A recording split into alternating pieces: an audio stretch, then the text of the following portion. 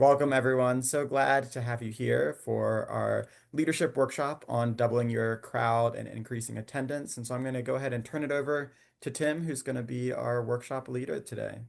Thank you so much, Tyler. I'm so glad to be here, and thank you so much for joining on a Monday night to be here with me. I really love this types of trainings because to me, even though you're in college, you're developing the personal and professional skills to succeed. And so today we're really talking a lot about marketing, persuasion, and influence. Again, some of my favorite topics. So for those of you who do not know who I am, my name is Tim Paul Duffy.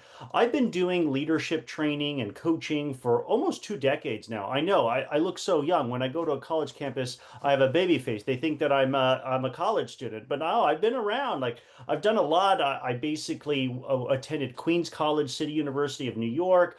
I majored in environmental science geology. I'm very passionate about the environment. I love nature. Minored in business, but my whole world transformed when I got involved in student leadership at my college.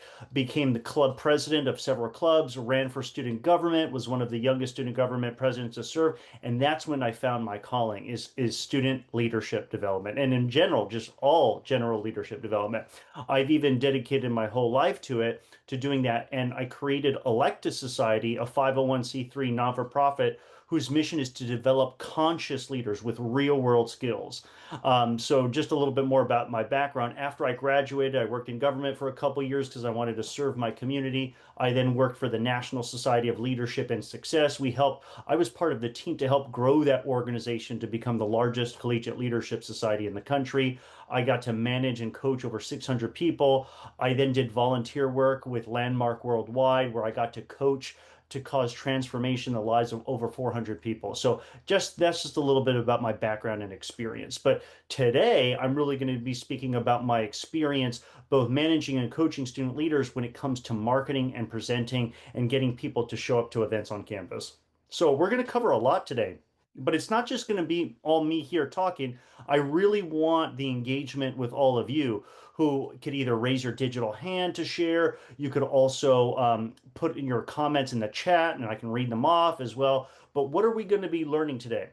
We're going to have a discussion first. Are students apathetic? Like again, I've heard that a lot about different schools that I've traveled to, spoke to. It's like, why aren't all these students really involved on the campus? You are all student leaders. You're active in clubs, organizations, student government. You're involved. Why isn't everybody else involved? And so it can get really frustrating when you're putting on these events and then no one's really showing up. So we're going to talk about what the definition of apathy is. We're going to learn a three-letter acronym to help remember the concepts on how to increase attendance to your events. We'll have a discussion. What do students actually want? Let's get in their heads. Let's play in the playground of psychology and marketing expertise. Like, what is it that we can do or say, and in the minds of the student to reach them on what are the things that they really care about? I mean, let's just ask all of you again when we get to that portion. What do you all care about? If nobody is showing up to your events or very little, here are going to be 5 questions that you should really ask yourself. And then we're going to discover which group of people are best for promotion. I'm going to talk about that. And, you may be doing promotion on your campus. You may be having some success. I'm going to share with you a 7-page handout, and you're all going to be able to get access and download this handout. So don't worry about taking copious notes. I love it when you take notes, but at the end of this presentation, I'm going to put a QR code so that you can fill out a survey. And the moment that you fill out that Google Form survey, the thank you page will be download the 7-page handout and you can download a complete copy of this entire PowerPoint presentation. There's a lot of different diverse learners. Some of them will only maybe absorb some of the things that I'm sharing, but I want to give that all to you for free so that you can actually benefit from this. So let's jump in. So I'm going to ask the question, are some students apathetic? What are your thoughts? Feel free to raise your digital hand. Have you used that word? Have you used that to describe certain people? What has been your experience on campus? I'd love for you to share in the chat. Also, feel free to raise your digital hand. Let's ask the question. Who would here like to share? Don't be shy now. Hi. I didn't actually know how to raise my digital hand, but Oh, I did notice. Oh yeah, I'm Elias. I'm the VP of the Black Student Alliance, and it's been really difficult, I guess, in previous years to get the BIPOC students or any students to most of our like mini events, like the smaller yeah. events that don't involve food. Yeah, yes, food is one of the best form of promotion, but there are other things besides food. And so, Elias, thanks so much for sharing your feedback. And so, your experience has been it is a struggle to get people to come to events even without food, right? Got it. Thank you. Great feedback. Who else would like to share? Feel free to also unmute yourself if you don't know how to do that.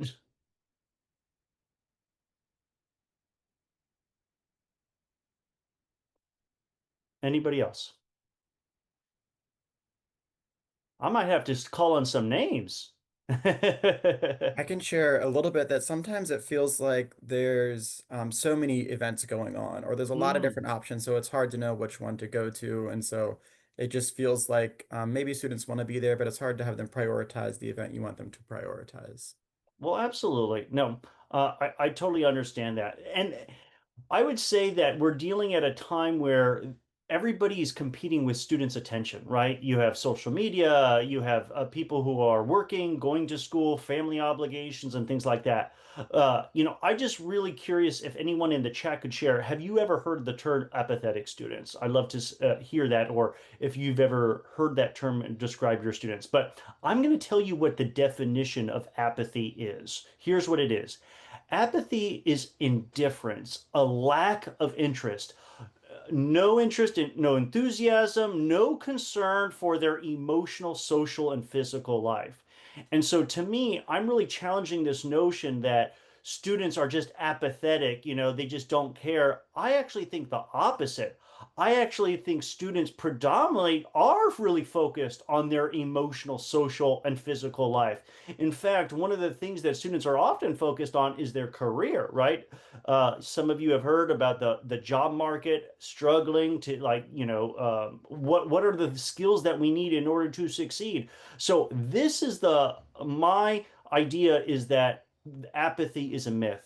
Is that yes, there may be some students who maybe lack interest, but we don't need to label them as apathetic. We just need to figure out how to get into their heads, how to market, how to persuade or influence for them to actually come up and show into events. So the first thing is I'm going to teach you an acronym that's really going to help you remember why students come to events. Okay, and it's just it's three principles, and I gave you an acronym, and you've probably heard of the acronym before. Okay, it's called WTF. Now, again, this is a professional training. I am not going to curse, but that those three letters can help you remember these three concepts. So, what does the W and the WTF stand for? The first one is what is in it for me, also called the WIFM. What do you think students actually want, right? I like to ask all of you. And again, feel free to post in the chat, raise your digital hand, unmute yourself. I like you to think, what do students actually want? Go ahead. In some way, I feel like they all want food, probably Yeah. just to be fed for no reason. I don't know. But yeah, All right, yeah, awesome. Students want food. They want to be fed. What else? Oh, Kai, I saw, forgive me if I'm mispronouncing your name, engagement points. Again, Tyler had mentioned that, everybody wants those. Okay, perfect. What else? Somewhere they can connect with like friends and stuff. Yes, students are on college campus. It could be very isolating, alone, and we're looking for friendships, community, a connection. Perfect. I also see Matthew wrote in the chat gift cards. Absolutely. What's in it for me? Give me some stuff. Tyler wrote a sense of belonging. That's 100% true. Like, give me a place where I feel like I have my own tribe, my own community, my people that maybe share the same values and interests, that I feel that connection. Perry M basically wrote, some students are looking for competitions. Oh, Perry M, what do you mean by that competition? Are they looking for, I'd love to hear more about your thoughts on that.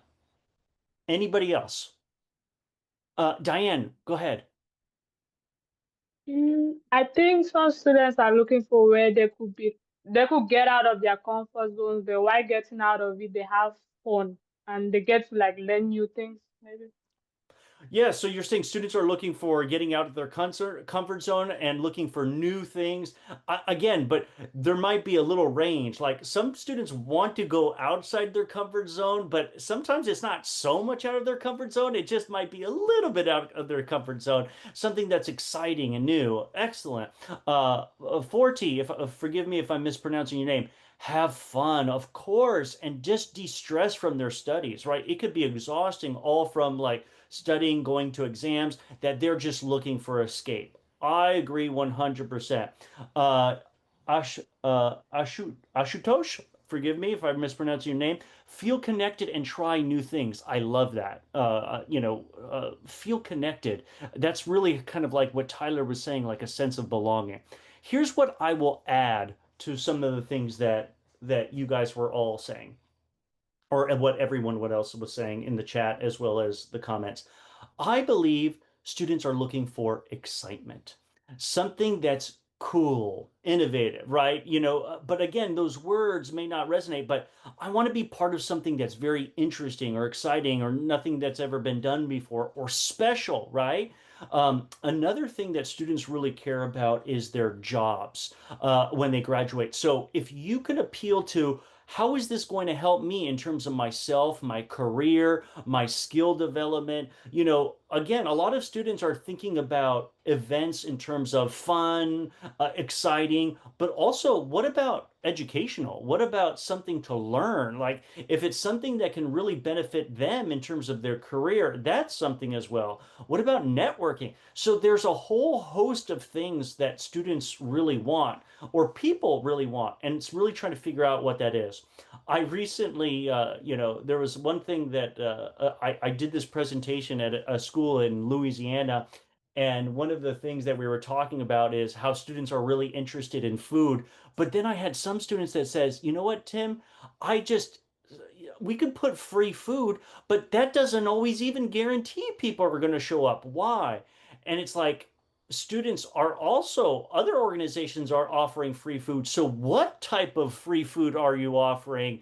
And what they found out is they sometimes need to actually explain what food they're going to have in the event, because if it's what I used to do all the time, which was pizza, like students might get tired of that. And some students like if it's nachos with queso, ooh, that's special. That's exciting. If it's tacos, fajitas, like what is going to get them excited in terms of food. So I love for you to put in the chat what your favorite foods are or what would make you want to go to an event and what type of food you'd like to see. Okay. But while we're doing that, we'll keep going. So, oh, Candy, thanks, Diego.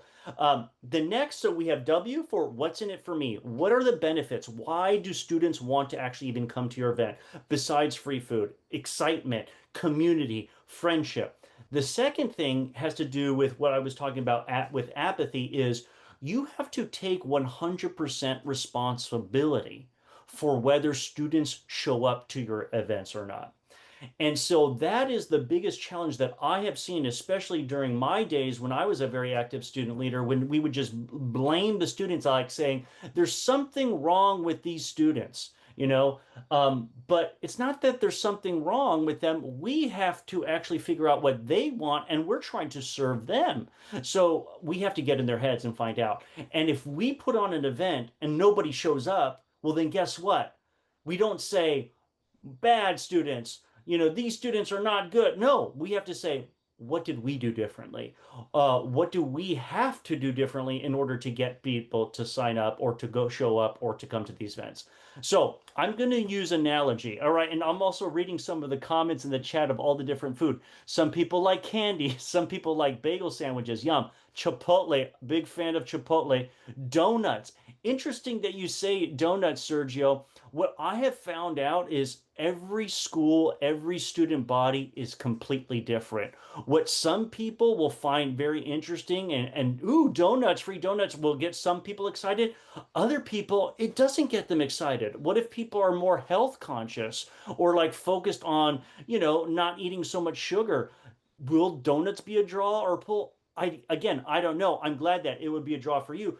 I'm just getting you guys to think about different ways and trying different things to appeal to different audiences. And soul food. Thank you so much for that. So let's talk about growing tomatoes. Okay. Now, I'm going to use this analogy when it comes to putting on events and marketing and promotion. What do I mean by that? What if I told you that I wanted to grow tomatoes? And so here's what I do. I basically know that in order to grow food, you need a couple of things. Number one, you need sunlight. Number two, you need dirt, right, for them to grow. And number three, you need water and the seeds. So it's if I told you right now, okay, we're going to grow tomatoes. All right. So I'm going to take the seeds right here in my hand. I'm to go to my backyard and I'm just going to throw all the seeds on the backyard on my dirt. Okay. Maybe I'll even get a rake and mix it around a little bit. Then I'm going to get the hose and I'm just going to water it every couple days. And what do you expect to find? What do you think is going to happen? Well, for most people would say, well, aren't just the tomatoes supposed to grow like that? I gave it everything it needed. Do you think I'm really going to get tomatoes? No, I'm not going to get tomatoes by that. It's because gardening takes skill. It's hard work. I would actually say it's very difficult. I actually have done gardening. Even growing tomatoes is extremely difficult. Here's what you don't know. Yes, you could have the seeds, but then when you plant the seeds, you need to plant the seeds in the soil, and you want to make sure that the soil has vermiculite, those little things that help absorb water so that it retains in the soil. You could add some other kind of stuff to it to make sure that it's nice and nutrient rich. You then have to put it deep in the soil, but not too low, not too high. And then once you actually bury it under soil and you wet it, you actually have to put mulch around it because the sun will bake it and will destroy the seed if it gets too hot. So you have to put that mulch, those grounded up leaves or whatever it is, and then the tomato grows. And you think like, okay, great, the tomato will grow. No, tomato plants are very sensitive. You have to help support them. You can't give them too much water, not enough water. Then you actually have to have a cage because when they grow, depending on whether they're determinate or indeterminate, you have to actually allow them to be resting on a support network, and then you might actually even have to clip some of the ends off the tomato plant because otherwise it will grow too viney and you really want to grow more tomatoes. Is that exhausting or what? Yes, it is exhausting. Sometimes it's easier to just buy tomatoes from the grocery store than to grow them. But why did I take all this time to explain to you these tomatoes? This whole analogy is this is what happens when it comes to student leaders on their campus. They think that just because I have a clever idea or my executive board of my organization, we think, let's put on an event. Well, this is going to be really cool. We put it on. We reserve a room, whether it's like a movie night or something like that. We create a poster. We basically put it on Instagram. We publicize it. We send out some emails to our members. Guess what happens? No one shows up. There's something wrong with these students. No, there's not something wrong with those tomato seeds. We have not just created the environment to make it happen. So I actually want to tell you a story right now, and this relates to what's in it for me and taking 100% responsibility and this whole analogy with growing tomatoes. You have to forgive yourselves in the sense that nobody has really taken the deep time to educate you and train you on all the different things that goes into planning events. Again, when I was a college student, I just had to learn from other people, but it's a constant skill. People actually make it their whole entire careers to be event planners. So you guys are being thrown in to do something that is very difficult. And so I was actually traveling and visiting a school, and I was visiting the student government. And what did I talk to one of the members of the student government? She was very frustrated that these students were quote unquote apathetic. She would put on a movie night and no one seemed to be interested and etc. So I started walking around the campus and I said, okay, what are tell me about yourself. What's your name? What kind of fun, interesting events would you like to have on campus? And I was with the student government representative and we're just talking with students.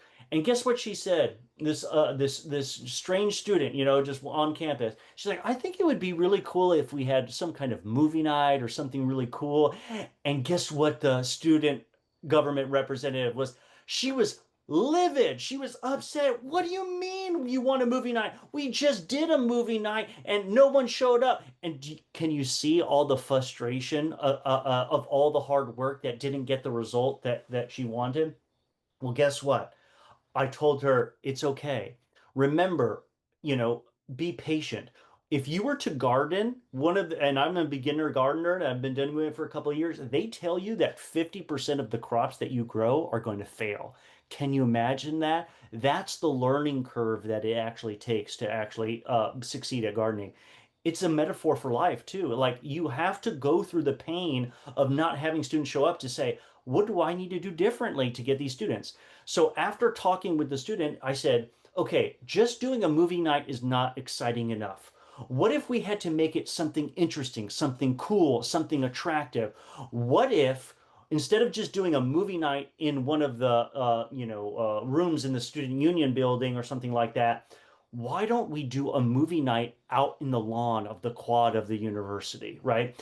And not only do we have this cool movie, and we'll ask students what movies they're interested in seeing or engage them so that we can get really excited about it. But why don't we also make the movie a pajama night where people actually dress up in their pajamas so there's some kind of creativity or excitement because it's going to be like, what kind of pajamas are you going to wear? Maybe there could be a contest for the most clever, interesting pajamas. But remember, always put on the flyer, keep it PG-13. We don't want people, wearing too scandalous pajamas, but like you could get awards for creative pajamas, things like that. So do you see you just turned a movie night into an event and it's something exciting and interesting. And if it's cool and exciting, guess what? People are going to talk, people are going to show up. They're going to want to show up not just because of the movie night, because they want to do something fun, exciting, and interesting. Okay. I hope this is making sense, and I hope this is helpful.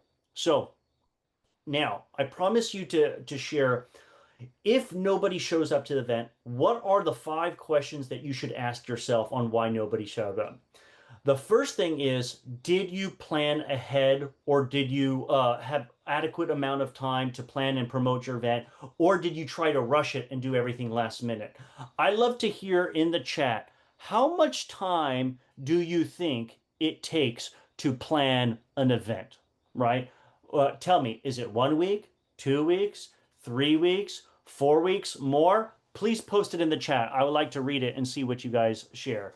And while we're doing that, next is research and collaborate. Did you put an event, like Tyler had mentioned in the beginning, is what if you're planning this big event and already something huge or big was happening on campus and you didn't even know about it, right? That's the worst thing. And so you should have to take into account all the different calendars, all the different clubs. Do you think that when somebody is going to launch a movie, like a blockbuster summer movie, guess what they find out?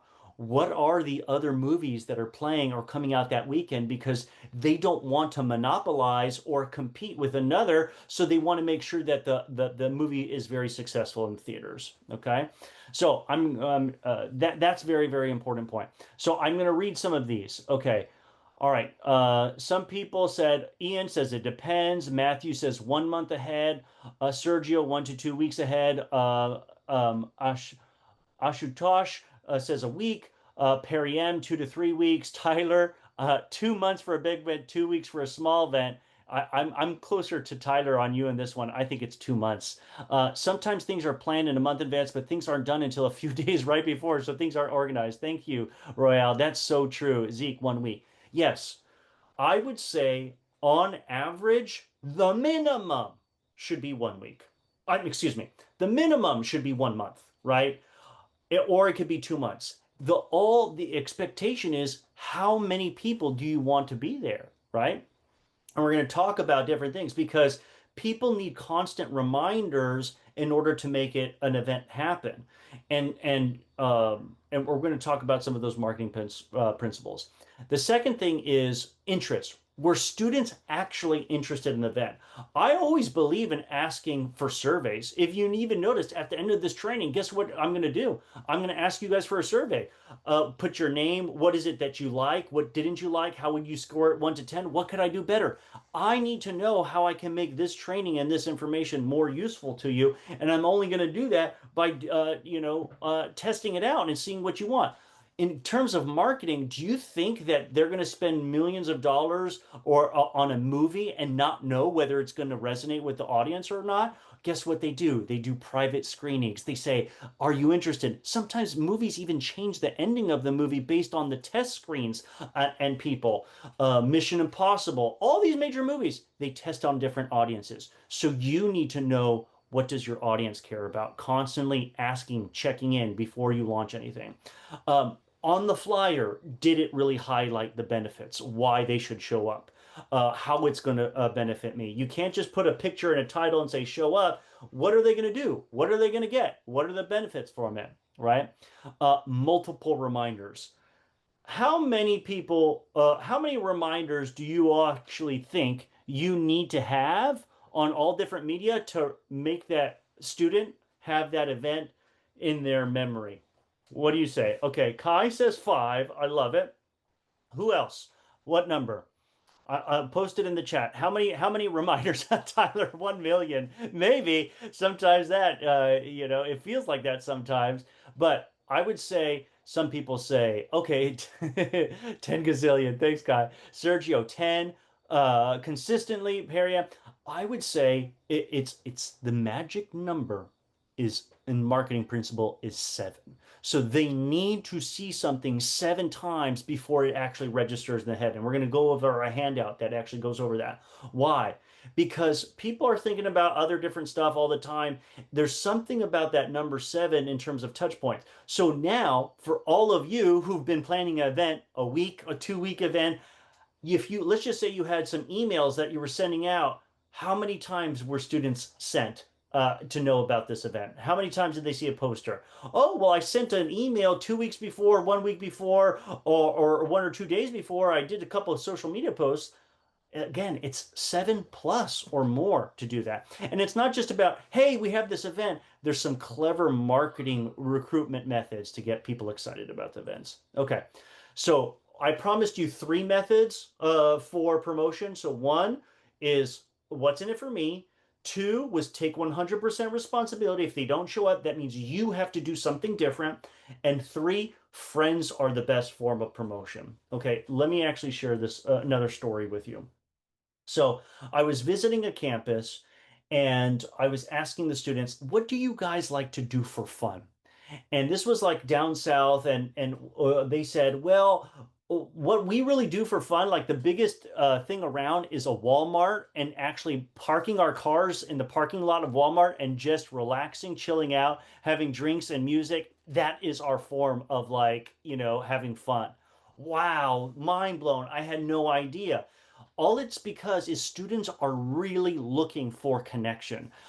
They're really looking to be part of something, to hang out, to socialize. Some of the things that we even didn't even talk about, not only are people looking for friends, maybe people are looking for relationships, meeting other people, that could be something as well. So I was going to this campus and they say, again, the same thing. Students are apathetic. They're not showing up. And I said, can you tell me a time where you actually had an event on campus and there was no promotion whatsoever? And one student says, actually, on our campus, we actually had dorms. And I had a friend who basically told just a couple of his friends, hey, I'm going to have a hangout at my dorm. We're just going to have some drinks and some snacks and food. Feel free to bring some friends if you want to be interested.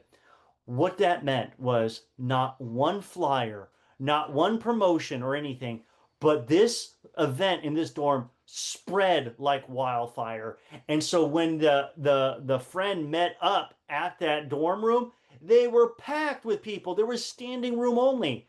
Again, how is that possible? It's because if something is interesting, if it's something exciting, people are going to spread the word. And so that is one of my keyway takeaways for all of you is friends are the best form of promotion. So now that you know that friends are the best form of promotion, there's some other additional techniques that I think a lot of student leaders are missing that can really bring people to their events. And so we're going to talk about those. Okay. So now it's time for the detailed 7-page handout with over 40 different creative ideas. So I'm going to click to this link. I'm going to increase can everybody see this handout? Tyler, do you see this as well? I want to make sure that you guys can all I see it. do. I Okay. do. All right. So what did I tell you all about the marketing rule of 7? It takes 7 exposures of whatever you're trying to promote before it registers. Therefore, sending one message is not enough. Thanks, Diane. Okay, so let's talk about social media and technology. Do you know that different people use different social media platforms? So this was a study that was done in 2024 from Sprout Social, and it said, guess what? 18 to 29-year-olds, the number one platform that they're using is Snapchat, 41%, TikTok, 35%, and Instagram. You should be using Instagram to help promote your events. 30 to 39-year-olds. Maybe it's an older demographic, LinkedIn. Okay, but they're also using Twitter, Snapchat, and Instagram.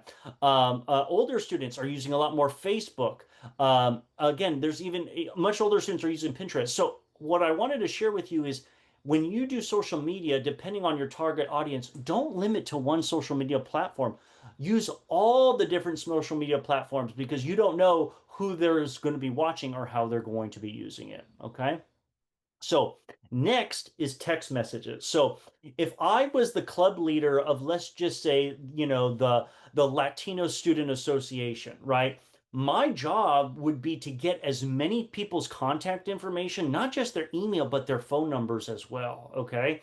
And I believe text messages are the most powerful method to really get to a mass audience if you want to send a quick message, especially if you build relationships with these people and they get to know you, right?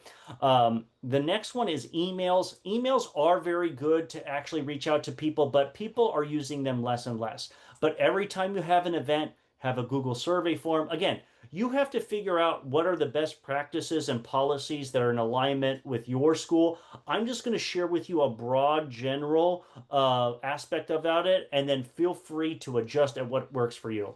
And then I'm going to talk about phone calls. Phone calls are a very, very a powerful way to get people, especially if you have an audience, people who've been coming to your events or collecting people at the club day, fair, promotion.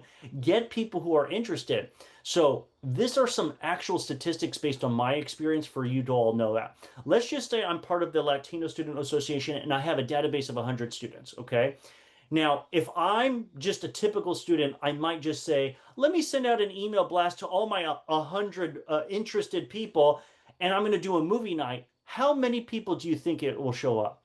I would say 2, 4, 5, maybe.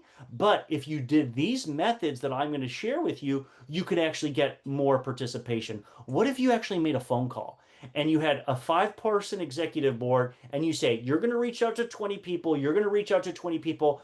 All you have to do is call and leave messages. These days, most students don't even pick up a voicemail, because they're like, oh, why don't you just text me? Why am I actually making phone calls or sharing this? I'm showing you what's possible, right? The fact that you actually took the time to put your voice and call somebody and leave a voicemail, well, guess what? That is above and beyond. They may not even listen to it. Now I have a phone and it will transcribe a whole a voice message. It still gets the message across, but if you call a bunch of people, not everyone's going to pick up. I would say 17 of them won't even pick up and they'll go to voicemail. So in less than an hour, you would have reached out to 20 people.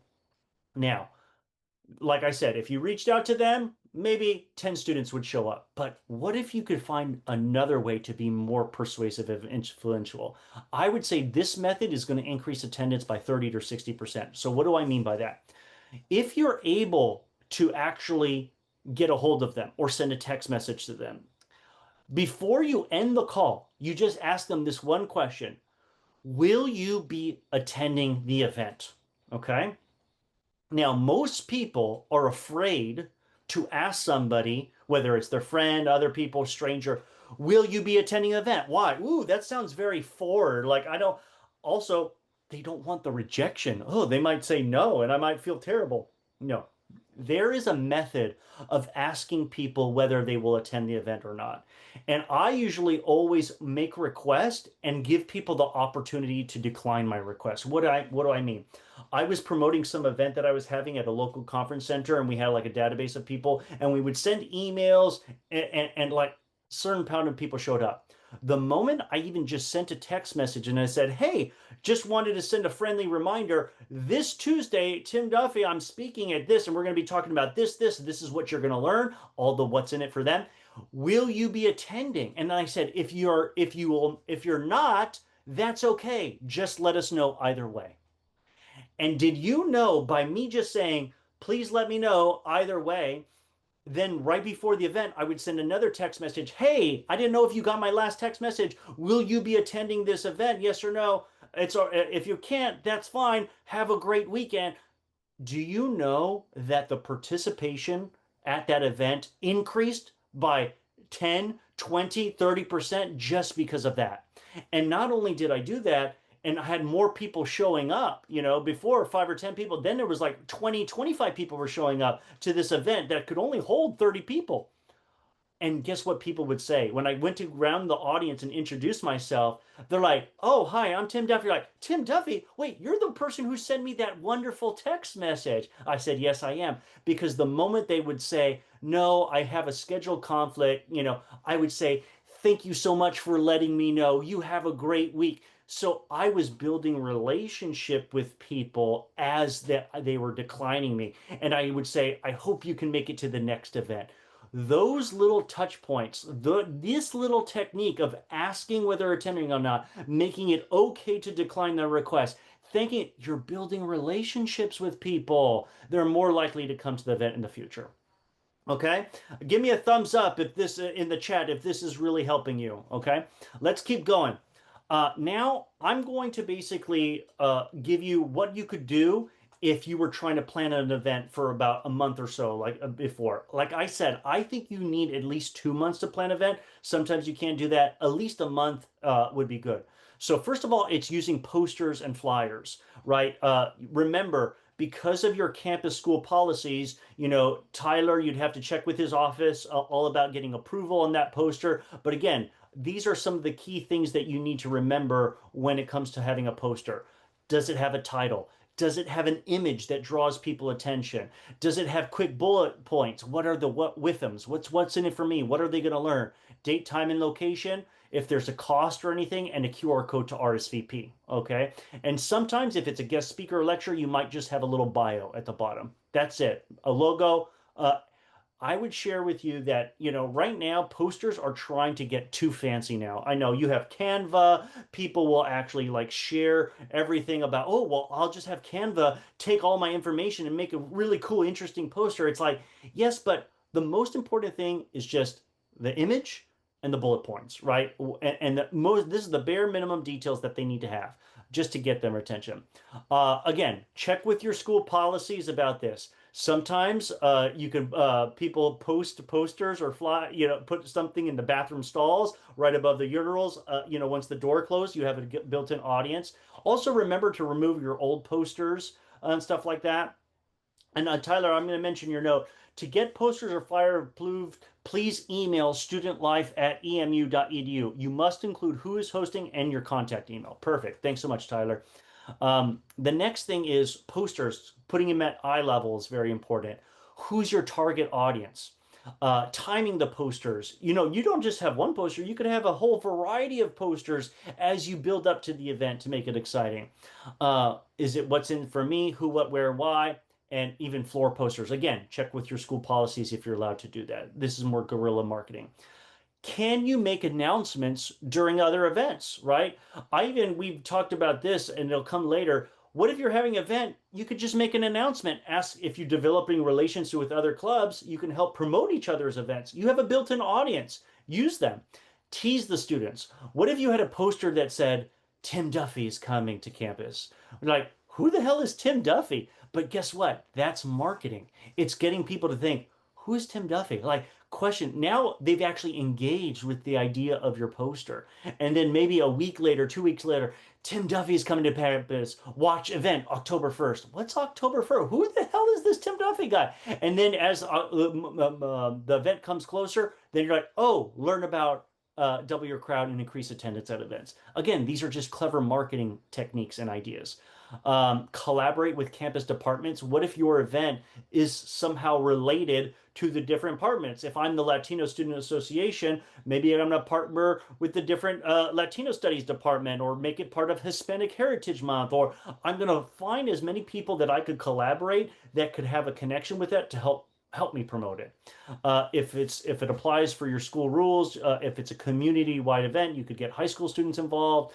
I know that you guys don't have fraternities or sororities. Food, and more food, yes, but also, like I shared with you at the beginning of this presentation, some food is more interesting to students than other food, right? Get help from student government, getting professors to promote. Now, again, you can ask if it's an educational event or something like that, and you can even ask professors if you could step and make an announcement either at the beginning or the end of the class. But some professors may not even want to even do that. So I would even do it right before and just let the professor know, hey, right 2 minutes before class starts, I'm just going to make an announcement to like the 70% of the students that have showed up already. Okay, if that's okay with you. Most of them will be fine with it. Hi, I'm Tim Duffy. I just want to let you know events happening on this and this day, and you can, get you can promote it in front of a professor. That's also called the class wrap, where you're just basically announcing in the class. But again, some professors are really nice. They will help email their students and promote it. What if it's in alignment and then give extra credit? You never know. Some schools have different lab rooms where they can have computer screens and they can use as screensavers.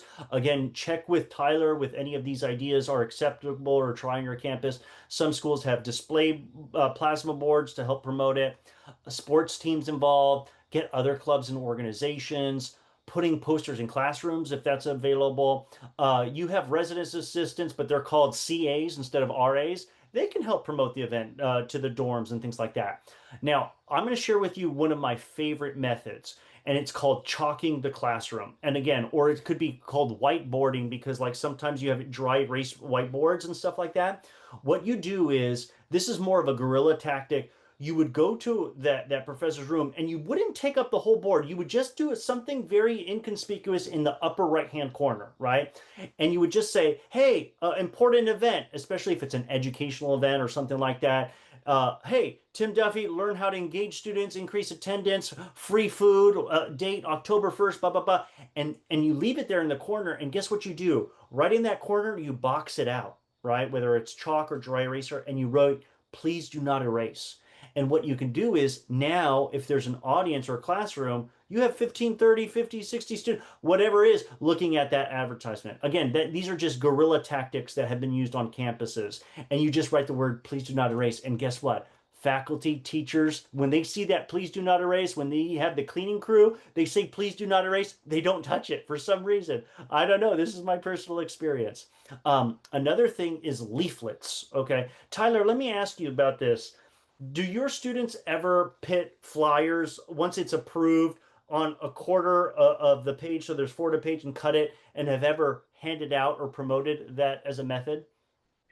Yeah, that's been handouts also sometimes on everyone's door outside of their room. That's a really good way to get a lot of flyers for not too expensive out there. Yeah. Basically, four flyers in one piece of 8.5 by 11 paper. And here's the thing: is most people don't want to talk to other people. Ah, it's embarrassing. It's nerve-wracking talking to a stranger. No, talking to a stranger is the most important aspect. If you could take one thing away from this entire training, like Tim, like right now, you could do Chat GPT and say, "Hey, give me a list of 40 creative ideas that can help increase attendance at my event," and they'll give you a bunch of different ideas. No, you're here because of this training because I want to teach you how to be more persuasive and influential because this is about leadership. This is about increasing attendance. Once you have that leaflet, you want to hand it to somebody. You want to talk to them. You want to engage with them. Hey, I just wanted to let you know we have an event that's coming up on this Tuesday, October 1st, and let me tell you all about it. Here's what's in it for you. Blah, blah, blah. Hey, listen, will you be able to attend? It's okay if you can't. I just want to know either way. The moment they say yes, great, here's the flyer. If they don't know, hey, if you think about it, bring this flyer. But now you didn't just say it. They have something. They're holding on to it. They're thinking about it. They're going to leave it in their dorm room. The roommate's going to say, "Oh, what's this?" And they're going to talk about it. "Oh yeah, I just met this guy and he was telling me about the." You're building buzz. That's the whole point. You're building buzz. Again, I know that table tents are not allowed in the cafeteria, but again, that's something that other people do. Some schools even have a little plastic stands that are like this, where you can insert a flyer, so it's very clean and professional, and that Student Life manages that. Again, these are different ideas and stuff like that. Local radio, that's not really popular anymore. Sometimes there's local school podcasts and stuff like that. If there's mailboxes on campus, prizes and awards. I think somebody put it in the chat, like gift cards. What kind of prizes are you going to give away at your event? Like, students are interested. Free giveaways for the first 5 or 10 RSVPs. You could do a lot of cool stuff. Chalking sidewalk, if that's allowed on your campus. Again, usually chalking would, if it's a really big event, it's like event today, so it really stands out and people would know about it. You can hang banners around campus. Again, just check with your school policies and stuff like that. Local newspapers, school newspaper, class wraps. I already told you about making a quick announcement, 30 seconds to a minute or more after class, at the beginning of class. Many times people will have posters and stuff all around campus, but what if you could actually put event tonight and like in big yellow or big black letters with yellow paper on it, or with tape, and you basically post it on the papers, like on the posters, so that people have seen that poster, like, "Oh yeah, it was really cute and interesting." But now you're saying event is tonight, so it gets people's attention to say, "Oh yeah, yeah, I've seen that event. Oh, it's tonight. I'm definitely want to go check that out." Okay. And like I said, handouts, leaflets, the day of the event. Go to the high traffic areas, the cafeterias, the moment people are walking in from their dorms to the libraries, being able to hand out those leaflets, right? Libraries, dining centers, classrooms, dorms, everything, student union. So here are some other creative, fun ideas. Talk about remote control car, just something that's really cool. You could put like a poster or something big on a remote control car, and you can be riding it around campus. Some people use drones, again, depending on school policies, and you're just floating a little banner, and it's unique. It's different. It's standing out. Remember, politicians put lawn signs where it's like a poster and stuff with metal stakes to stick in the grass. That's something, an idea that you can check out as long as it's with the school policies. T-shirts. If you have a club or organization, you're promoting event. What if you have the name of the organization, event tonight? It's just you become a marketing tool to help promote people to the events. Helium balloons. Whenever you put helium balloons, people think, ooh, something special, like a birthday party, something's happening. They're going to be curious on what's happening. And you could put that around different campuses. This one's kind of a little messed up, where you're like have a bunch of pizza boxes and it says free pizza, and people open it up, and instead of being free pizza, it says, "Hey, sorry to tell you, the free pizzas are going to be given out on Tuesday, October 1st for this event. Once you RSVP, you're guaranteed a slice." Like, again, do you guys are seeing the pattern here? Clever ideas. Now that may, excuse me, piss some students off that you've had like, "Hey, I thought I was going to get free pizza," but you've emotionally engaged with them. They're going to be thinking about that. What if you had a competition, right? For how many people from that residence hall are going to bring students to that event? Again, check with your school policies, but my favorite one was parking ticket flyers, because again, we always had campus parking, and we would get a little yellow piece of paper, and again, you do not do this when it's raining or when it's near raining, because that would be messed up. But you basically put the little slip underneath the windshield wiper of the car, and then we would say, "Aren't you glad this is not a parking ticket? It's an invitation. Come to this event. Blah blah blah. What's in it for me? Da da da. Date and time, RSVP, whatever it may be." Okay. Again, very, very clever. Other creative ideas would be to use holidays. Use, if it's a New Year's resolution, hey, how about increasing your attendance at your event? What if you can tie the idea with food? You want to move beyond free pizza? Drive attendance to your events. Movies and TV shows. Some of you who've seen Game of Thrones. What if you like, winter is coming? Learn how the organizations will become the king of the throne for the most attended events. These are all just clever marketing hooks because people identify with movies, TV shows, even celebrities, Dwayne The Rock Johnson, with his eyebrow curl is like, are you surprised to learn 30, 40 creative marketing ideas to increase your attendance? Boom, come Tuesday, October 1st, whatever it may be. So do you see, this is the marketing techniques. Now, the more creative you become, the better you're going to get at this. But there's only going to know this is by actually trying. So those are all the different strategies that I wanted to share with you. Hold on. Let's go to this. Okay, so now let's go to the PowerPoint, right? So let's recap. We've talked about apathy. Apathy is really indifference, lack of interest, enthusiasm, concern, lack of concern for the emotional, social, physical life. I think students are not apathetic. I just think that we have to get into their world. We have to discover the WTF. What's in it for me? Why do students want to come to events? Take 100% responsibility and recognize that friends are the best form of promotion. And if the 5 questions for low attendance, have I planned ahead? Have I researched and collaborated with other people? Are students really actually interested in this? What are the benefits that students are really going to want out of this event? And have I really used multiple reminders? You will have access to that 7-page handout. At this point, you can please fill out in the chat or to use your QR code. Actually, I'm going to post in the chat right now. Give me 1 second. I have the link for you to give your feedback. So let me copy and paste it right here so I can get your survey. So thank you guys so much. We have just another 5 minutes or more to answer any questions that you have. I'd love to hear it. Thank you. Who has some questions?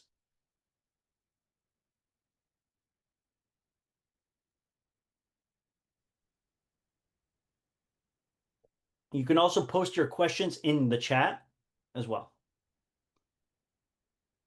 And Tyler, do you also want to make sure that you can also email this, survey and stuff like that to make sure everybody gets it if they're have to run or have to go or Yeah, anything? I'd be happy to do that. Yeah. And I just want to take this opportunity to thank you so much, Tim. This was really beneficial, and it got me thinking about all the creative ways, the gorilla whiteboard marking, do not erase, or the remote control car, or the pizza boxes. All that was really good insight. Excited to see which ways clubs might use that here on campus. Yeah, I mean it's so cool. And listen, here's what I want to share with you again. It's There are tons of ways of creative ways, but if you took anything out of this presentation, it was I want you to remember WTF. Like I really want you to take responsibility. I really want you to promote. But if I could have you walk away with one thing, asking and talking to people and say, "Will you attend this event? Yes or no?" And it's okay if you want that I think is going to be the clincher that you're going to boost attendance by 20, 30%, hands down. It's been the most effective method that's helped me, you know. Cool. Any other questions? Or I'll even take comments. What's your favorite thing that you took away from this presentation? Feel free to post in the chat. We'll wait another 10 seconds to see if anybody has any questions or comments.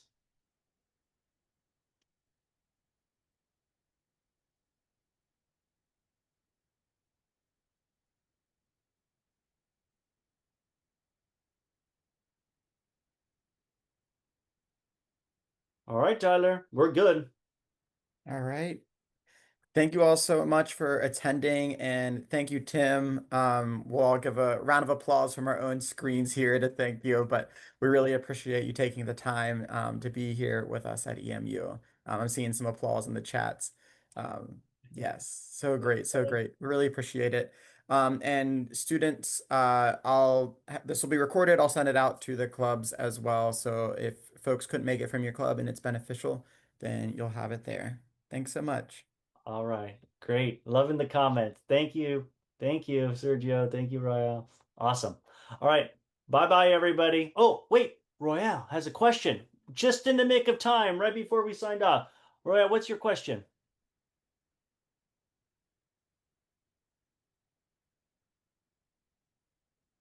Go ahead, Royale. You can unmute yourself or you can post it in the chat.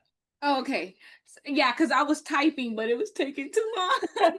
Okay. So when you kind of want to like mix in like other people, okay, well, let me take it back because this might be a two point question.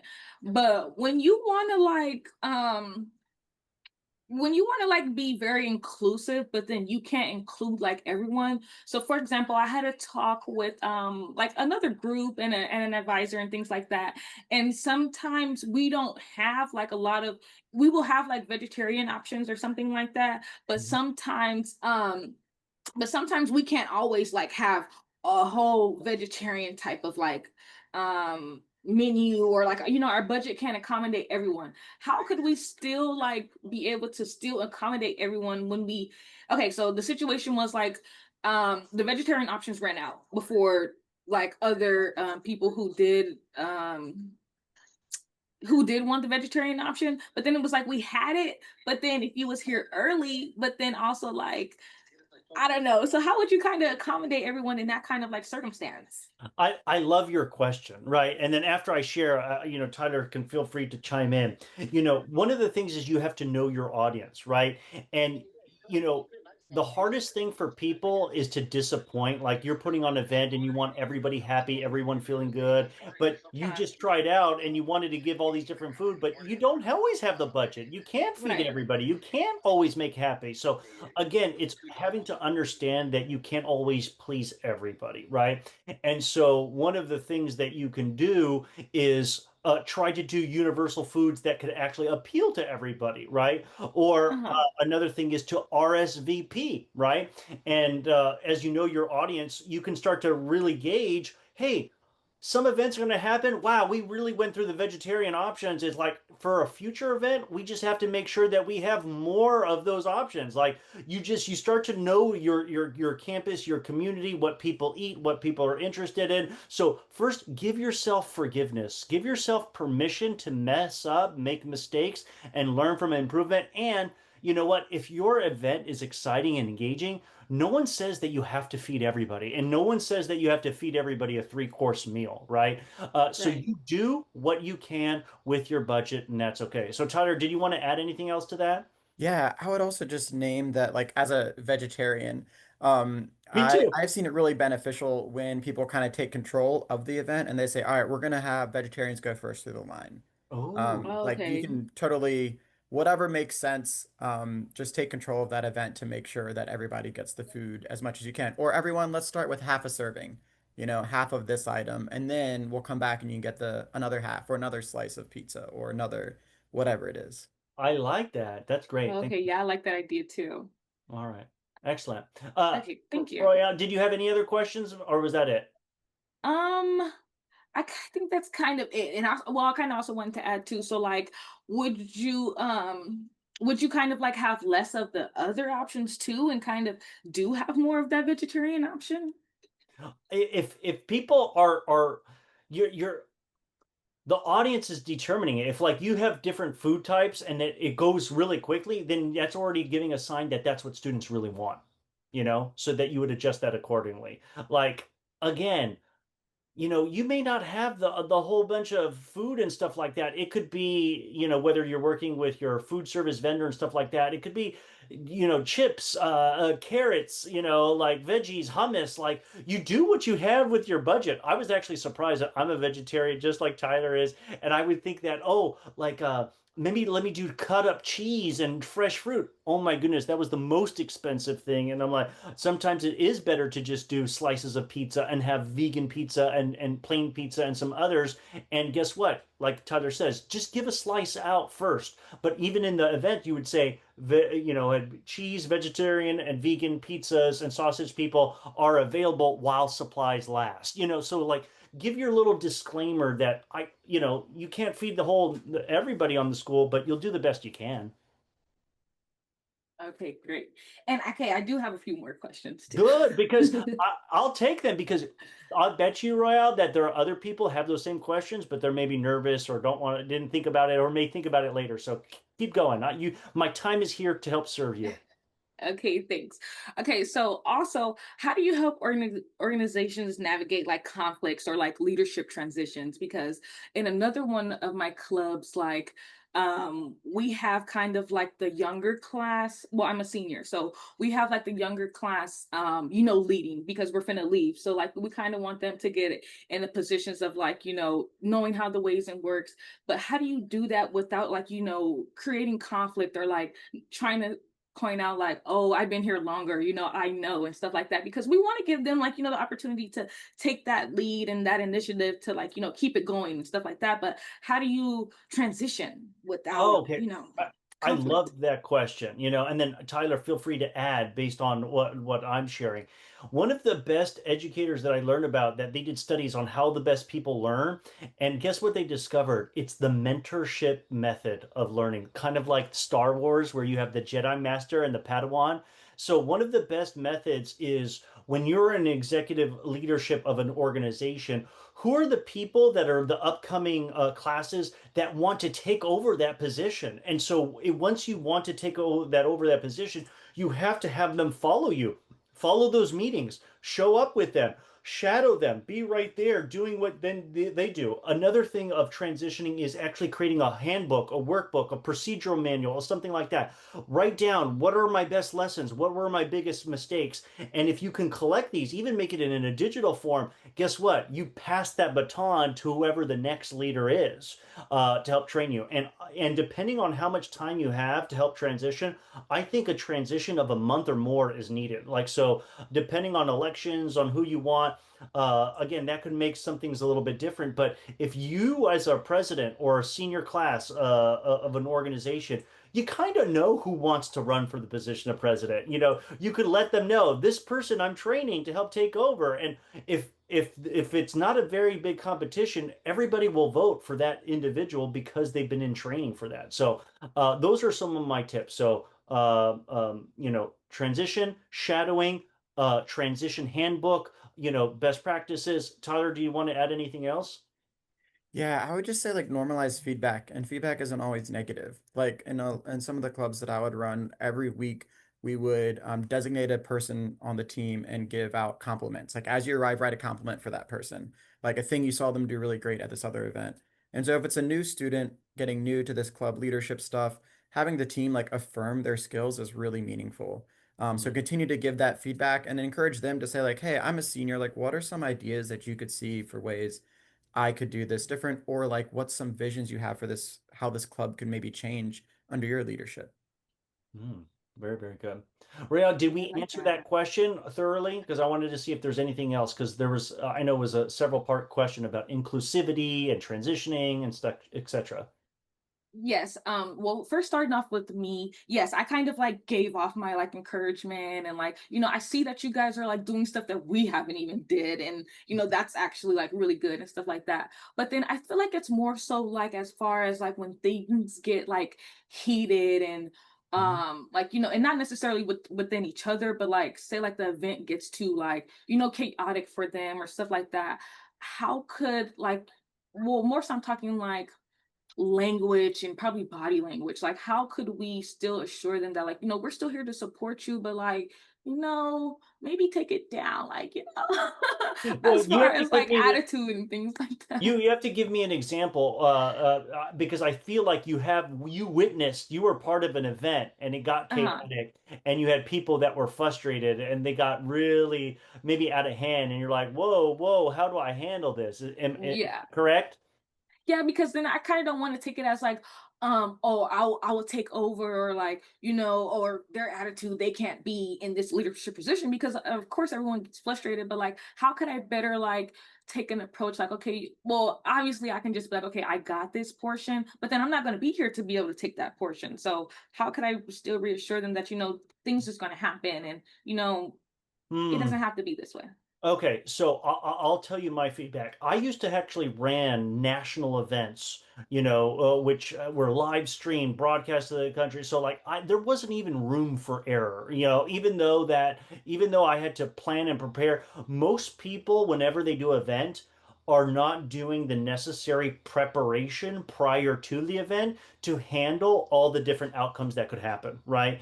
The higher you grow professionally, the more you actually anticipate situations and problems and you Mhm. rehearse it and practice it so that when it comes out, wow, that event came so smooth. How did that happen? Oh, you didn't see all the background stuff that we've done before. So, what I recommend for you is that how much rehearsal time, practice, simulations did you do for this event?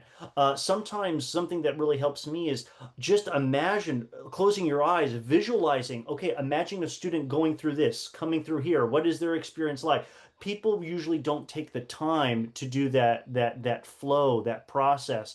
And if you could just anticipate that and practice that, then every student will know what to do and how to do it. What causes a lot of frustration is expectations. They expected it to go like this, and then it didn't go out, and now they're very frustrated. So Mhm. that is my feedback for you to say they got really upset because this is not what they thought it was going to be like.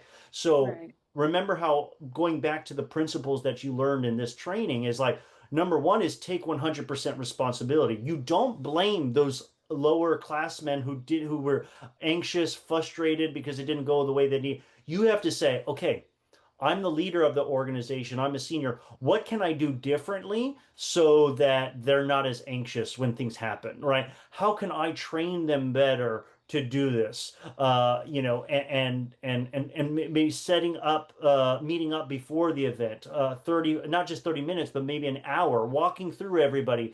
Let's simulate everything people go on. What have any questions? If all that kind of stuff. Is that helpful, Roya?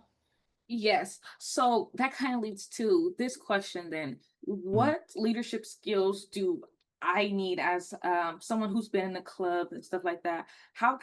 What kind of leadership skills could I use to help prevent that burnout for them? Like, Ooh, okay. So I have two of them. All right. So the leadership skills that you need, I would say there's essential ones. Okay. Number one, the most essential training is all about time management, as well as another part which is about leadership development.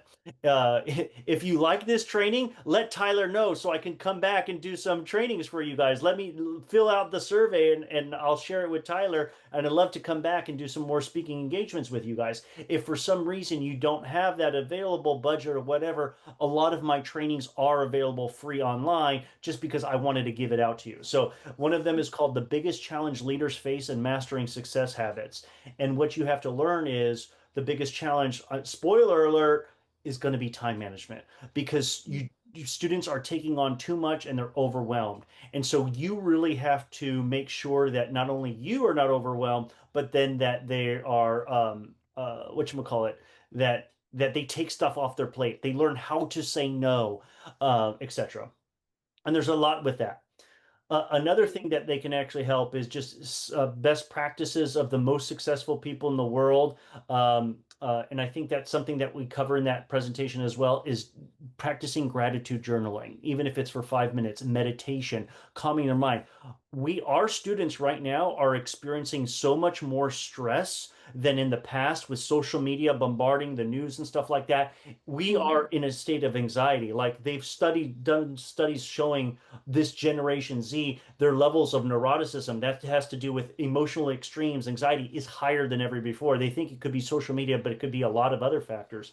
So, Right. how can you do some grounding, meditation, a moment of silence, like even for yourself on an individual basis? Because if I always tell people, if you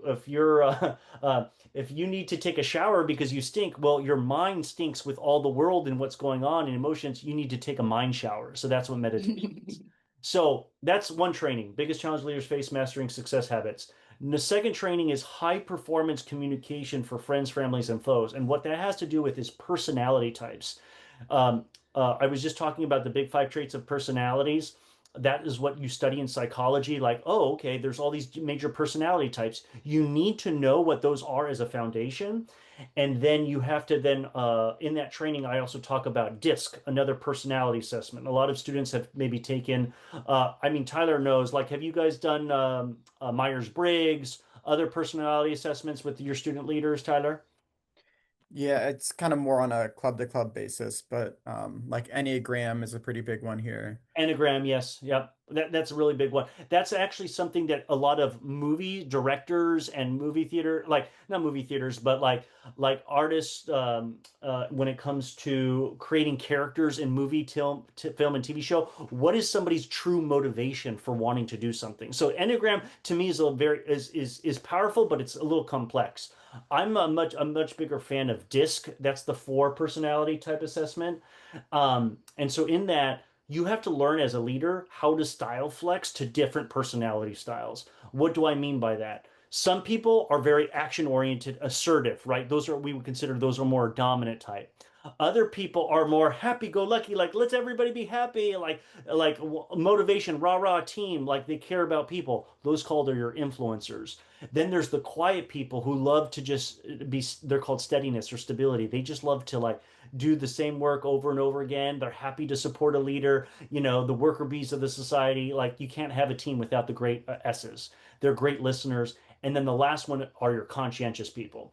Those are the people who are your perfectionist, the detail oriented, your engineers, your scientists, always trying to use the brain and solve problems. So again, that's just a broad generalization of these four categories. But once you know those things and personality types, again, everybody's unique and different. So again, these are just stereotypes just to help you understand different people at different times, right? But as a team, you're going to encounter, how do I communicate with a dominant type? How do I communicate with an influencer? How do I, and so Yes, you're going to too. have to learn how to navigate that, and that reduces a lot of conflict. And that's what happens a lot of times. There's a lot of conflict between different personality styles, and you tend to dislike people who are of the opposite personality style with you. So to me, that's a very, very important training for you as a leader to know those. So time management and communication, I think the most important. And I just uploaded another training on managerial training, which is all about how to delegate, because sometimes people don't know how to delegate effectively, and they ask people to do something, and then they get disappointed. Why didn't they do Mhm. what I asked them to do? Oh, well, remember, take 100% responsibility. Maybe I should have done Right. given better instructions. So that's a very good one that I just posted up yesterday on my Electus Society YouTube channel. Okay. Okay, that's great. And I kind of like that too, because taking accountability in like spaces where there's like a lot of people kind of does like make sense. Okay, so now I have two more questions and then I'm done. Good. Okay. I mean, I love these questions. Are you okay with it, Tyler? I'm loving it. You're on. You forgot to unmute yourself. Sorry for I was trying to click mute and didn't get it. Yeah, totally fine. I also recognize people are busy homework, so students feel free to stay on as long as you want. If you want to keep hearing some of these questions, you have some of your own, but also no pressure if you do need to go. But yeah, let's roll with another question, Royale. Go ahead. Okay, great. Um, okay, so um in my sophomore year, I kind of found myself like, oh, I kind of need these clubs like to build my resume and things like that. And I Mhm. kind of lost track of like really what was the goal, or what am I trying to bring to the school. So how do I keep it fun and more so about the school, instead of just trying to like keep building my resume and, oh, I was secretary, or I was treasurer. Like, how do you keep it more fun? And like, of course it's going to be on your resume, but how do you not like keep your mind just solely just on that track as a student leader? Well, what I'm hearing is the question is you got involved for the clubs and organizations for the resume builder, right? Yeah. And so suddenly you find yourself losing your motivation and excitement in that Yeah. organization, and you've lost the fun aspect, and now it just has become work. Is that what it is? Yes, because kind of like, for my example, I had wanted to be like, a secretary of the club. I kind of felt like that name held a lot of weight. Like, okay, if I was this, then a lot of people are going to acknowledge me in this type of way or see me like this. But then it kind of like that wasn't my role, or that's not kind of what I brought to the table. So then my advisor ended up switching me to head event coordinator, and I kind of felt like that was like a demotion because it was like, what? I'm just head. Why I can't be secretary? So like it kind of like shifted, and then I kind of my work ethic towards the club kind of like demoted because I didn't have that that title. So it kind of didn't make it fun for me anymore. Yeah, yeah, I understand that. So to me, what I would say is, uh, if you're just chasing titles, it's not a good enough motivation. Okay. You need to understand your why, or what are the skills that you're wanting to develop in an organization. Because again, you could have the title. I've met people who are president and CEOs of a company of just themselves, and they walk around, oh, I'm the CEO of what? One person, because I'm an entrepreneur and I don't True. have any products to sell. Like, ooh, big fancy title. So titles don't mean anything to me, right? To me, it's about skills. And so for you, I would my invitation is don't to think about the titles. Think about, what do I want to achieve in my life? What are my career? Where am I going? And in order to True. get there, I'm going to need certain skills. Then go to the position. Ooh, I got goosebumps. That means these are truth bumps here. Okay. Then you find the positions and things like that that's going to give you the skills that you need in order to get there. Now you're motivated. Now you're excited, right? Now you're working with Yeah. mentor. And even if you lack the experience in that thing, like that's even a little bit scary. There's a graph that says, skills and like something that's really new. And so if you have the skill to do it and you do an activity and you're so skilled at it, it can kind of be boring. But if you have no skill, but it's completely new, it can be intimidating. You just want to find that balance Oh, where it's okay, that like, challenge. I just need just the right amount of challenge. So do that, and then you're going to be excited about whatever position that you're in because you're getting the skills from that. Okay? Well, Yes, thank you. no problem. 40, if I pronounce your name correctly, she said, I do have a question. Should I keep the club event the same every time, or should I change things up to make them more engaging? Interesting. And what can I do when I want to try something new but feel stuck because I've been doing the same thing over and over again? Okay, so first, okay, should the keep the club event the same every time? I would say, yeah, do what works. And if it's exciting enough and it works, then yes, you can continue to do it. But the second part of the question is, what can I do to try something new? Because I've been doing the same thing over and over again.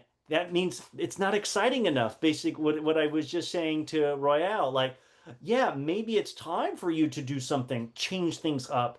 And again, you don't have to do it in a silo. You can engage your other members of your organization and say, hey guys, let's try something new. Like, let's try something different. I know that this really works well, but I want to try it. Like, why don't we see how it goes? Another easy thing to do is doing quick polls. You don't have to survey all your members. You just have to ask a couple people, hey, what if we did this event at a different time, right? Would you be interested? Would you be available? Let's test it out. Again, I'm always an advocate for testing. Testing is always a beautiful thing to try something new. My wife and I were very different. Whenever we go to the restaurant, she will always order something new on the menu, right? Or something unique and different. And guess what? There's a 50% chance that she'll hate it. But the other 50% of the chance she'll love it, and it's exciting. For me, I'm the opposite. I want to order the same thing I've always ordered, always over again. Even if it's a new restaurant, I'm getting what I love because then I'm guaranteed to like it. So again, different folks, but just be prepared that if you try something new, it could fail, but have that as an expectation. It's an experiment to try. Great question, Okay, 40. thank you. No problem. Any other questions? These are great.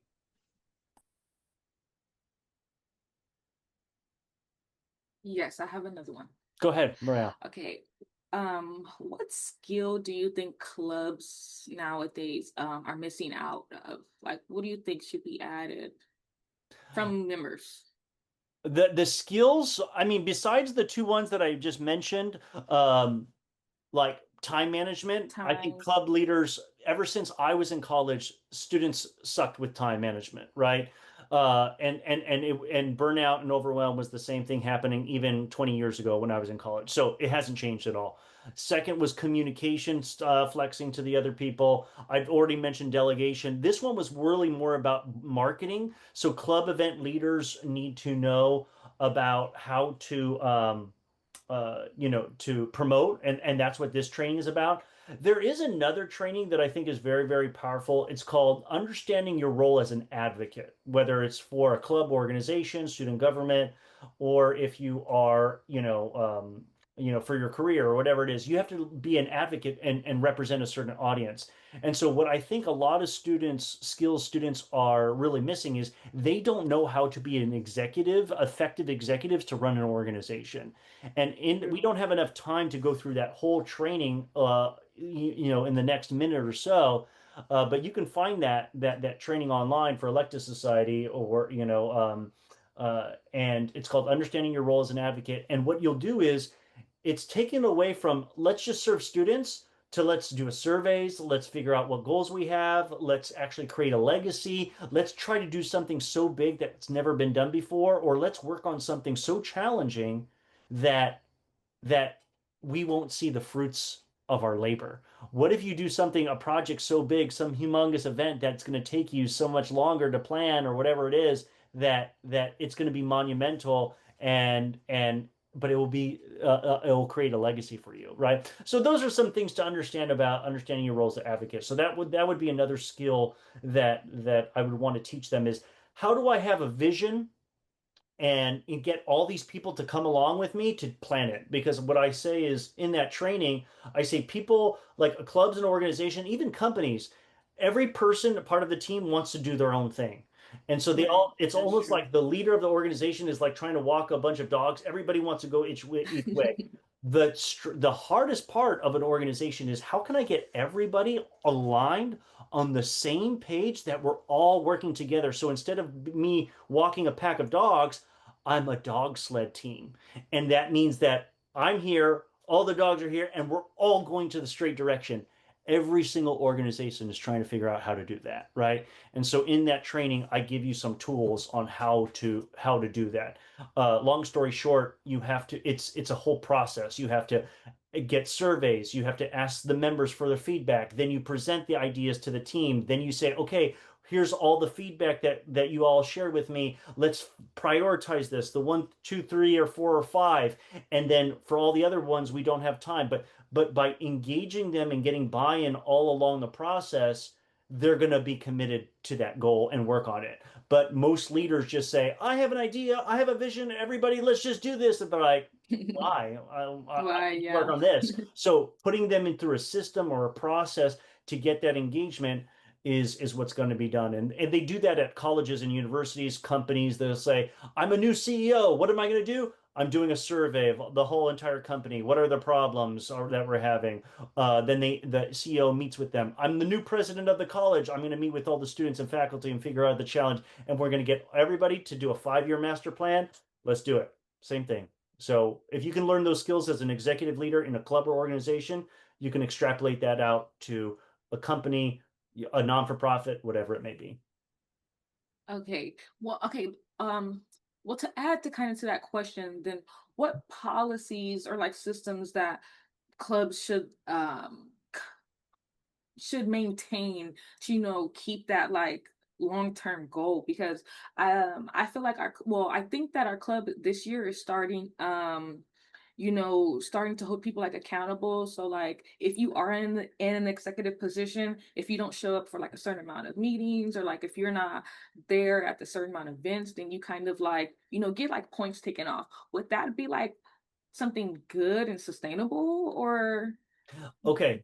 There are 2 ways to motivate people, carrot or stick. Okay. Which do you think is better? A carrot. A carrot does work, but guess what's more effective? The stick. Oh, People are really? people are more afraid of pain, but again, that's just natural human behavior. But I don't believe you should use the stick all the time. Sticks have their place as consequences, because sometimes it motivates people, but it only works in the short term, not in the long term. So you need the carrot. And so what I would say as a leader, the best thing that you can do is not motivate your people just by saying, oh, if you don't come to our meetings, you're going to get punished, and you're going to be removed from the board. That may be necessary on expectations, but what you need to do is get in people's world. As a leader of an organization, you have to find out, why are you here? What skills do you want to Right. develop? Are you in the right position in the executive board? Like, tell me, like, because even as something as simple as, oh, I want to own my real estate company someday. Or, well, what skills do you want to be able to run your real estate company? I want to do communications and publicity. Okay, great. Now, as part of the organization, anytime there's an opportunity for publicity or promotion, I'm going to use you so you can develop those skills. Okay. Or you want public speaking skills? When we have this event, I want you to do the announcement. Okay, I want you to practice because you want to develop real estate. So I really care about you in developing those skills. So everything is win-win. How is this in alignment with you, and understanding each one of your members to know what they care about and finding that win-win will help you as an executive leader of the organization. Okay, that does make a lot of sense. So, for example, are you saying like, okay, Last should question, we? Royale, because Okay, I got to eat dinner, and okay. I'm surprised. Tyler, 7 people are still like, their people are still hanging on, I I'm know, glad. loving it. Right. Okay, I'm sorry, I'm a business major, so I'm trying to get into entrepreneurship. So I'm trying to figure it out. I Okay, love it. last question. Okay, so would you say like I should bring or the group together and we shouldn't just have like, okay, we're talking about meetings and events. We should talk about, okay, what are we here for? Like, are we here doing so and so and so, or are we just here to put this stuff on our resume? Should that be a good meeting? I would say a good meeting to start off, think about every organization is, what is our mission? What are we trying to achieve? What problem are we trying to solve, or who we are serving, right? So what is the Uh-huh. current organization you're involved with right now? BSA and Rolls Rise. Okay, so BSA, that's the Black Student Union? Yes. Okay. So for the Black Student Union, I would be like, okay, what is our mission? Who are we trying to serve, right? What do you think is the biggest problem facing our students on our campus, right? And so again, understanding that training about understanding your role as an advocate, I give you a template, like here's a survey that you ask them, what is the problem? What is the solution? But you also ask them, all the e-board members, what skills do you want to develop? Why do you want to be here? What do you want to accomplish, right? And so once you guys can kind of do that together, then you can start to have that brainstorming of, okay, once we've identified problems and solutions, what do we want to accomplish this year? Okay, or in the next 5 years. And it takes those discussions. But again, I can't do the whole training right now, but it's like once you figure out what the problem solutions, now we have to turn these ideas into smart goals, right? And then we create them. And then hopefully your BSU has an advisor, and you just can't think about, okay, this is what you want from the student perspective, but one of the levels of advocacy, of the 5 levels of advocacy, is win-win advocacy, where it's like, if I want to be successful, I can't just think about from the student perspective. I have to think about from the faculty, from the administration. Like, Oh, you don't okay. just operate in a silo. Think about all the key stakeholders of how to solve those problems, because you think, oh, well, this is the problem and this is our solution. But what about getting other stakeholders' input and about solving that problem or solution, right? So you'll get further faster through collaboration, through win-win, than you would doing it at alone, right?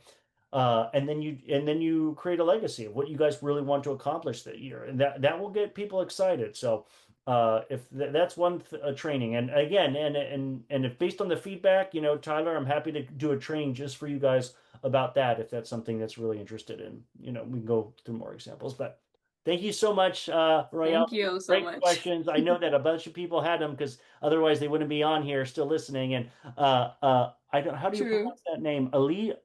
Alliance. Jasper basically said that it was very engaging, so I appreciate that. Mhm. Well, thank you so much for watching this video clip about conscious leadership. If you are committed to helping to create more conscious leaders in this world, that is, leaders with more humility, more integrity, more awareness, that take constructive action, then consider helping us by making a donation. Our goal is to have 600 conscious leaders develop before the end of this year. Currently, as of December 1st, we already have 400 members. And again, with your help, we can grow even further. How can you help us? Simply make a donation. If you visit buymeacoffee.com/Elective Society, you can either choose to give a monthly donation and join, and you get different access to a lot of these different membership benefits, or simply make a one-time donation. Click on the heart support button, choose 1, 3, 5, or type in any amount of coffees. Hit the support button and you can upload your card information on the secure platform. Thank you so much. I appreciate you, and let's continue our mission of building more leaders. Thank you so much. Bye-bye.